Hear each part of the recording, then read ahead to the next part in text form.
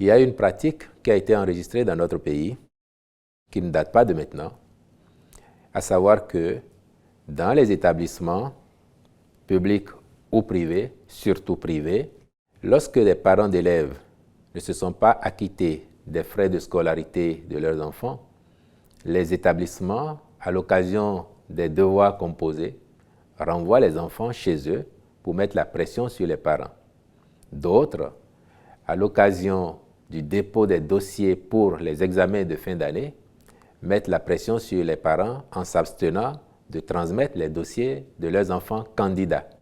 Et donc la note que vous évoquez avait pour objectif de rappeler aux responsables d'établissements, publics comme privés, qu'il est interdit de renvoyer les enfants chez eux en les empêchant de prendre part aux compositions ou de s'abstenir de transmettre leur dossier d'examen pour mettre la pression sur leurs parents. Cela est interdit et ça n'est pas nouveau. Du reste, dès 2017 déjà, nous avons fait les premiers rappels dans ce sens. Plusieurs notes de service, des arrêtés ont été pris pour rappeler les responsables d'établissement à leurs obligations. Il va sans dire que cette mesure n'appelle pas de la part des parents d'élèves une attitude contraire à celle des personnes responsables. Et cette attitude responsable, lorsque nous avons inscrit les enfants et qu'il y a des frais de scolarité à payer, c'est qu'il faut les payer.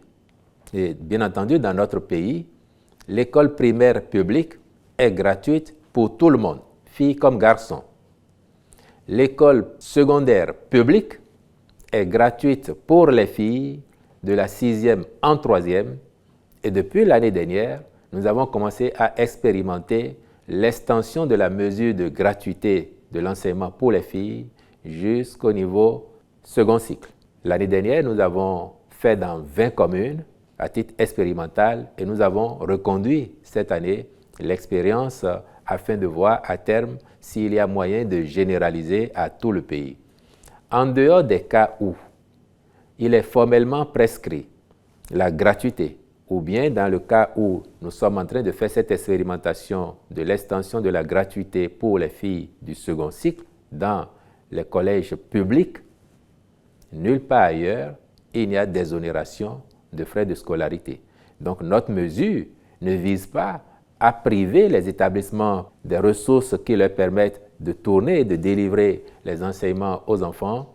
Elle ne vise pas non plus à permettre aux parents d'élèves de ne pas s'acquitter de leurs responsabilités vis-à-vis des écoles où ils ont inscrit leurs enfants. Et donc, il faut que cela soit clair pour tout le monde. La mesure du gouvernement, conformément au droit à l'éducation des enfants, conformément à sa volonté aussi de ne pas soumettre les enfants à une pression inutile qui aurait pour conséquence plutôt de les frustrer, la mesure vise à les maintenir en classe lorsqu'il y a composition et à faire en sorte que leur dossier d'examen soit transmis.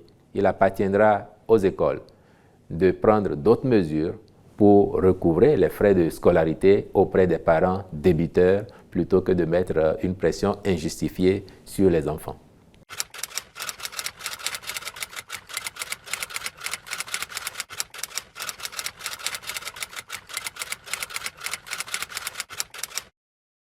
Vous avez raison de considérer que c'est une bonne nouvelle pour les populations de Waké.